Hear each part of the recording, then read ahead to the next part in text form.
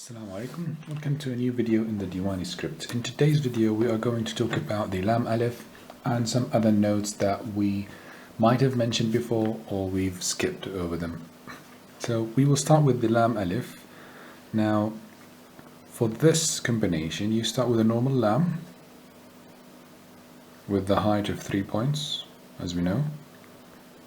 You continue with this move, the circular move, this one, as we can see here. As we talked about it before, it's 3 points. Now here you will add another going back. So this was the first move, the second move. The third one, which is the new one, is just continuing upward to this angle. Then you have to go back the same way as this one, as we can see here. Finally you close with either this move or the other move, the one that goes around. Then you add the start here. So this is the Lam and this is the Alef. Let's try it again. We've got 1, 2, 3, 4, then 5. I will finish it with the other move. And then we add this thin line over here. Now please note that this, for example, is Al-Asad, let's say, or Al-Islam, for example. Now let's see how the Lam Alef looks like inside the word. We will add the Lam Alef here. Then it will go down, up, down, then we finish with the Mim. So the Lam always stays the same, like it's just the same connection. The Alef changes the shape. If we had a word that was, for example, Allah Akhlaq or Allah Insani, so La. So here we've got 2 Lams and an Alef. Therefore, you will do this, you will do a normal Lam, another normal Lam, then you would do the Alef like this. And here you will have the starting Alef. So this Allah, then you continue with the Alef. For example, Allah Akhlaqi.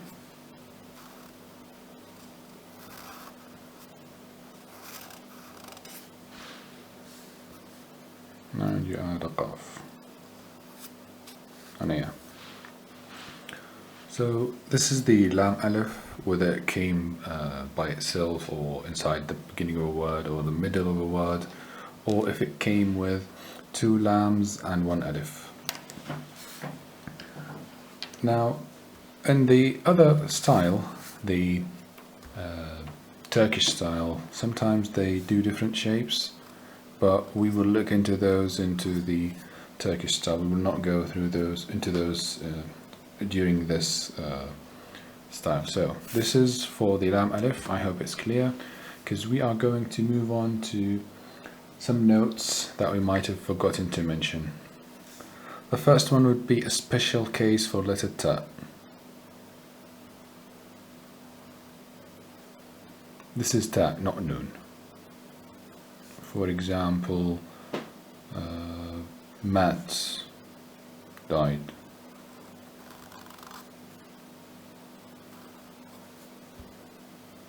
So this letter is Ta.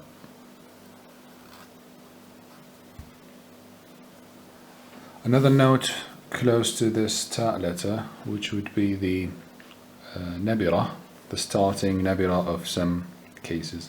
So we talked about the one that is risen up like this. We've got another shape that looks like a small round, for example, Bis.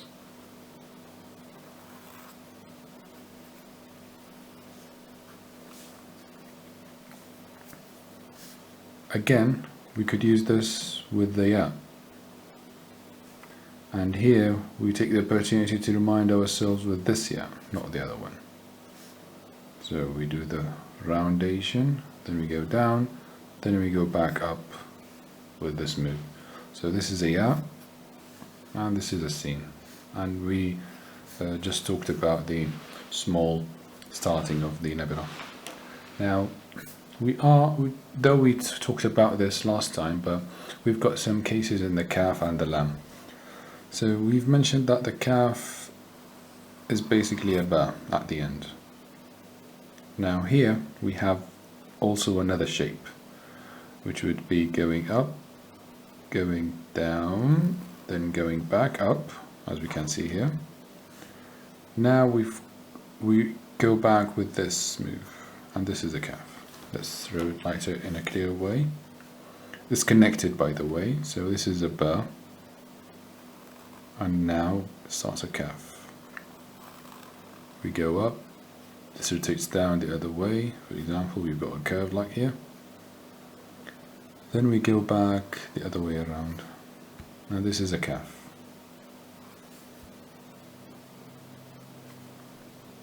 Bika. Now, if we had a kaf alif, we talked about the fact that it would look like this. But we could also write it this way.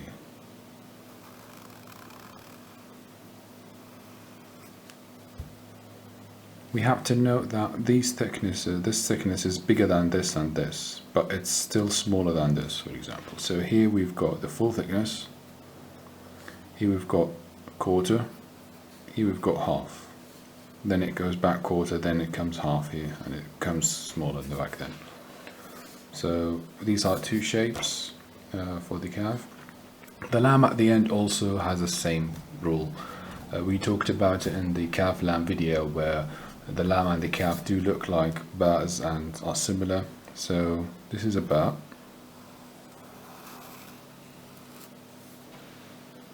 This is a kaf.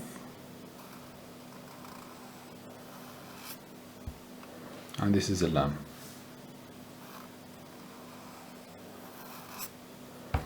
The main difference is the angle here. We can see how sharp this drop is. Meanwhile, this one takes time.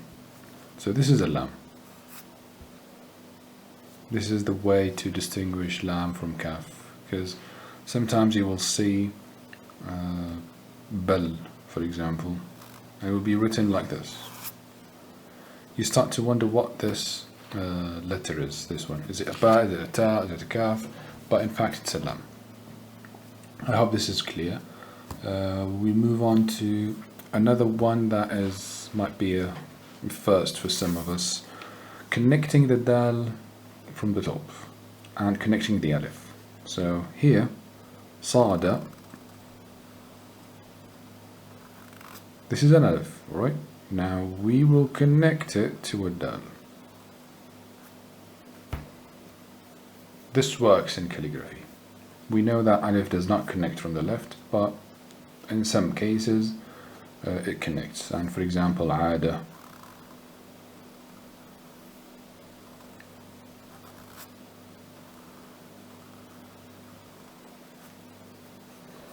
Now the way we do this is that we go back, not go up. Normally an alif would go up to the left, but this time we go back to the right. This way we get a very thin line here. Then we follow it by simply moving the other way around.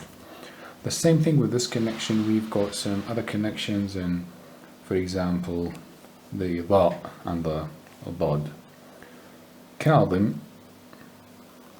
could be written like this.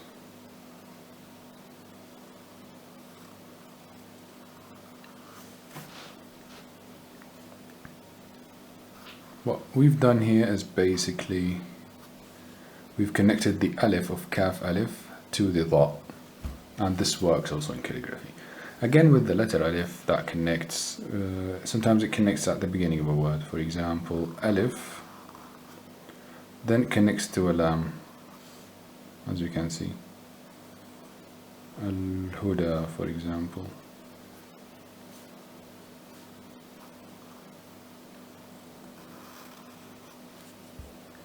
So we have to be acceptant to these new shapes. Some of us might have seen them before, but I think the majority of us might saw them for the first time and they thought that it was against the rules. Next we are going to talk about how to construct a calligraphy in thuluth. We've got some rules about writing in thuluth. Therefore, when you start writing, it's not just writing the way you want. Let's say this is the line you want to write with. You always imagine for each word that you have a curve for that word, as we can see here. And whatever the word is, it will be located into this space. So for example, here we have 4 words that are different in curvatures. So this way, the shape, or the whole shape of the writing would look neat by having neat curves that govern the text itself, because as we saw throughout the learning of Diwani, it's quite inclined of a script, and sometimes it would look really chaotic if we didn't take care of this note. So let's write an example for what we've just talked about and take it in details. We will write إذا هبت رياحك فاغتنمها. So we start with an alif, nothing new here. You could always start with the scale just to give yourself a nice idea how high the text will be. So alif,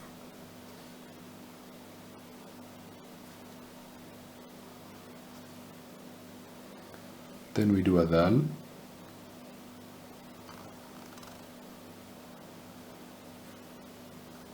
إذا هبت. Now ha, ba, ta.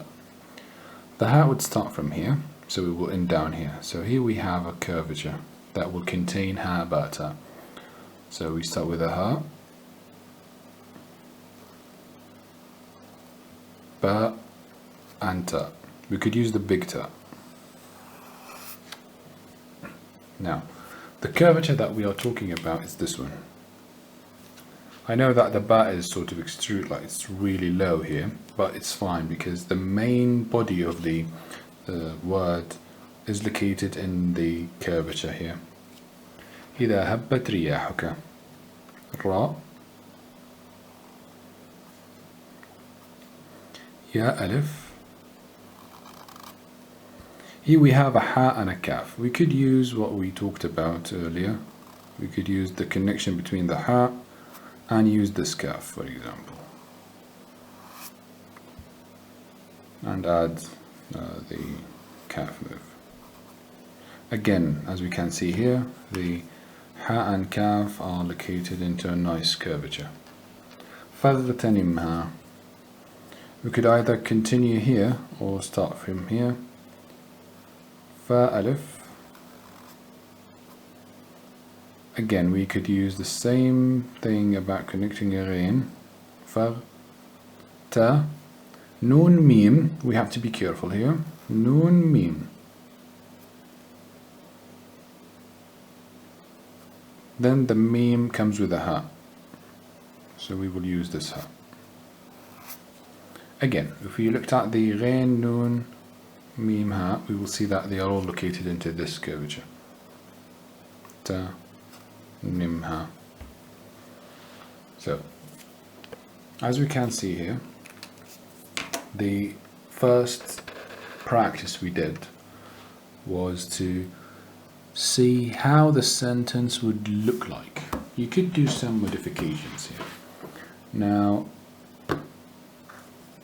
we have to talk about this alif. For example, I used to add a whole thickness to it.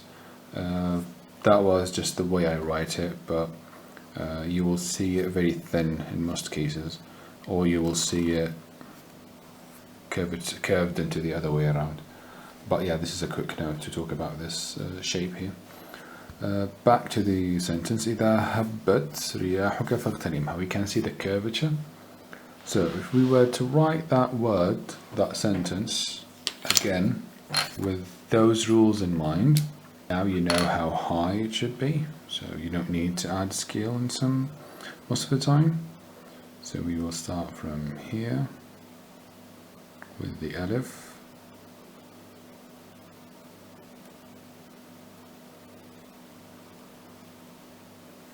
The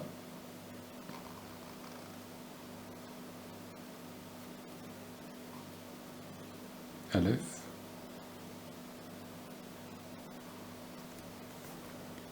Ha ba ta. Ha ba and ta.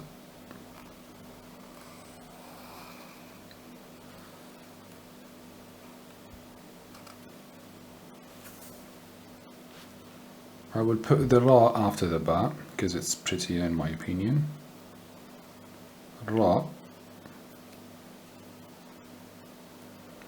ya alif.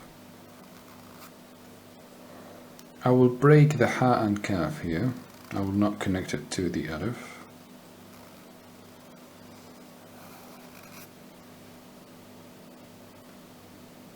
We could add a hamza and the cap. The dots for the ya could come over here, down, or here, either way. فاغتنمها. fa alif.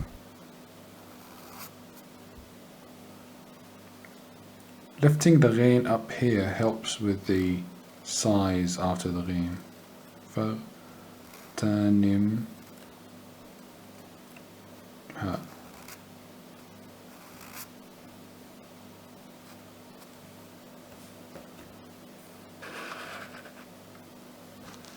This way we can see that we were able to construct a nice sentence in Diwani. You would usually use a different size for Hamzat in the Diwani because they are smaller than the main scripts. So either, this is the first sentence, the first word, habbat, as we can see, riyahuk faghtanimha. Now if a word was longer than this, we raise it up a bit and try and make sure that what goes under the line would be those words that are generally going under the line. For example, the ta, the lam, and those words. With regards to the hamza, if you want to write a hamza, we would do the following. To write a hamza, you basically go down to the left, then right, then you would rotate the pen to end with this nice move. This way you will get a nice hamza. As you can see here. Or you could simply just do the lightning shape. We got also another note that we forgot to mention, which would be the letter noon. We talked about this one that opens. We talked about the other one that goes up.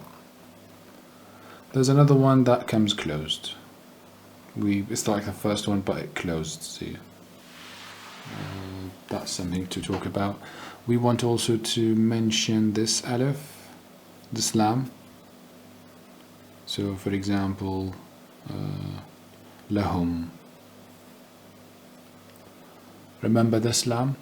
You have to keep it in mind. It connects with ha, for example, with mim.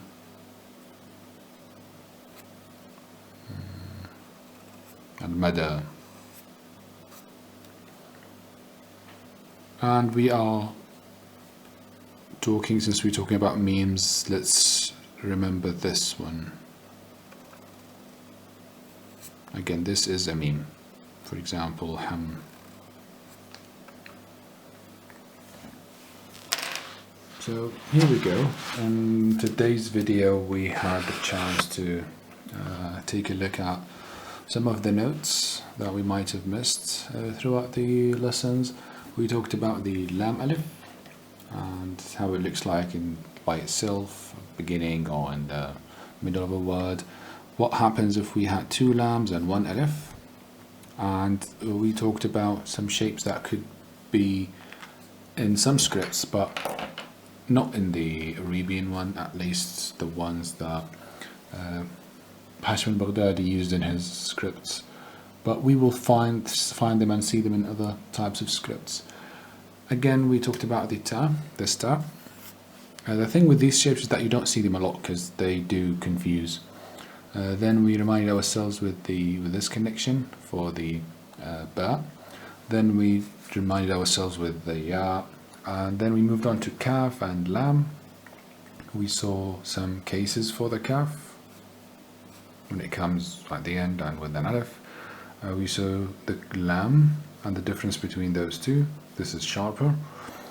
Then we talked about the fact that we can connect an alif with a letter after it. For example, sad wa ad wa al-huda.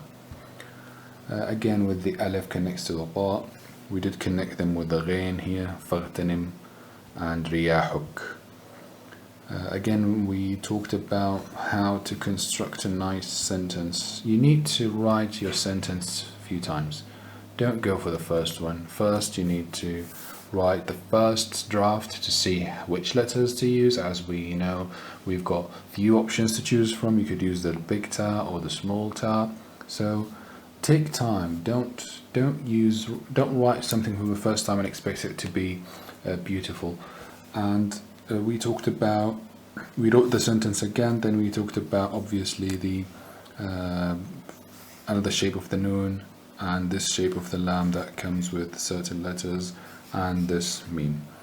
I hope you enjoyed this video. Next class will be Lafz al-Jalala Allah, and we will do more scripting of some exercises and homeworks. So hope you enjoyed this video and see you in the next one. Assalamu alaikum.